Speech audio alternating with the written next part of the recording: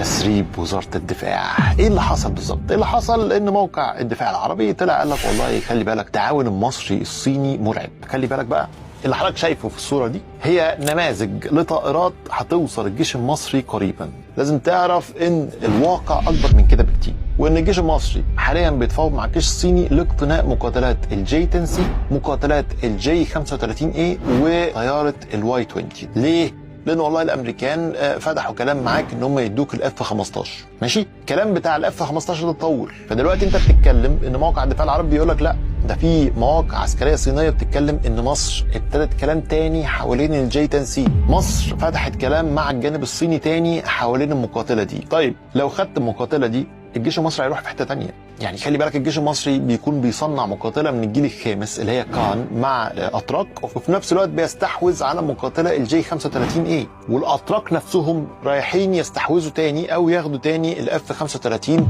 من الامريكان. فانت عندك اكبر دولتين هيصنعوا مقاتله كان هيروحوا يجيبوا طائرات شبحيه من دول مختلفه. المصريين